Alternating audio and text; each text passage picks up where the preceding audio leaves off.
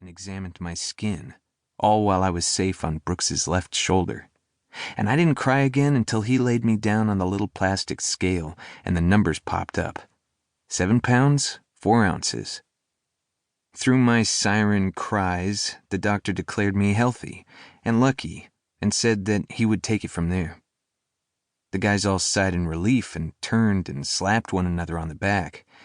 But when they noticed old Brooks wasn't with them, they turned around. They could barely hear him through my red-faced wailing when he reached out and said to the doctor, "Maybe I should hold him just a little bit longer." And that's how he became my dad. When Parker puts his head on my left shoulder in the firehouse, the guys do the same thing they did on August 27th, 11 years ago.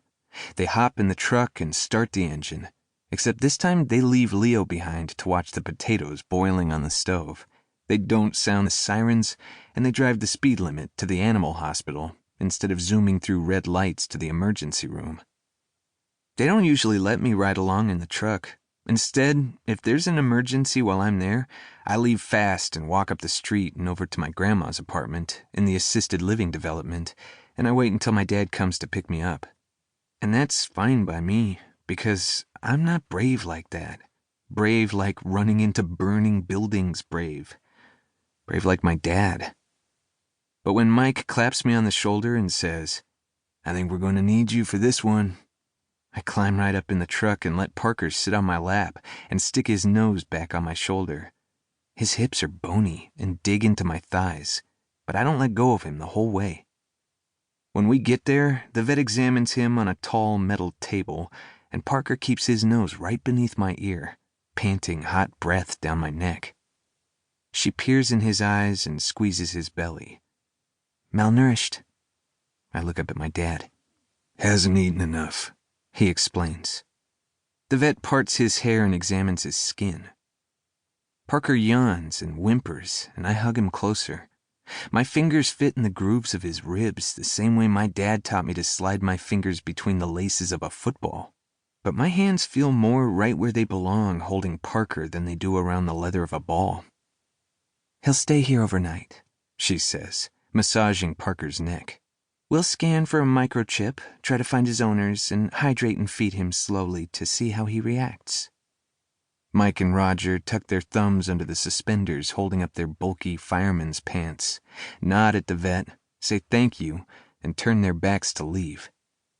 "Come on," my dad says, and puts his arm around me.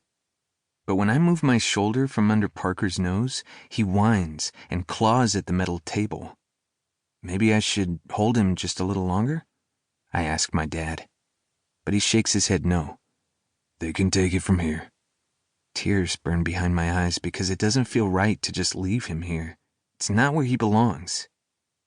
So I take off my t-shirt and give it a good rub against my skin, especially over my left shoulder and behind my ear, then put it down on the metal table and watch as he sniffs and sniffs, parks his nose into the fabric, and stops whimpering.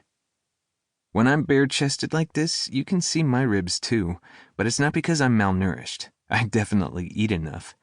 I'm just built small. My dad assures me I'll fill out and be the best wide receiver in the league. I don't tell him that I don't want to be a wide receiver at all. The vet smiles, and my dad gives me his heavy canvas fireman's jacket. It reaches past my knees and is rough on my bare skin, but the weight of it feels good. As we catch up with Mike and Roger outside, the vet comes through the front door. "Before you go," she hollers, "is there a name you want us to call him?" "Parker," I answer. My dad looks down at me. His 6 feet 4 inches feel taller when I'm buried beneath his big jacket, the sleeves falling far below my hands even when I stretch my fingers straight out. He purses his lips and scrunches his brow into 3 big wrinkles. And I know what he's saying because I know my dad. He's saying I shouldn't give him a name because we're not keeping him. He's not our dog. On the drive back to the firehouse, the guys are laughing and joking and saying, "What is it about August 27th and our doorstep?" And I lean on my elbow out the fire truck window. It's getting dark, and the air that finds its way through my dad's big jacket is cool against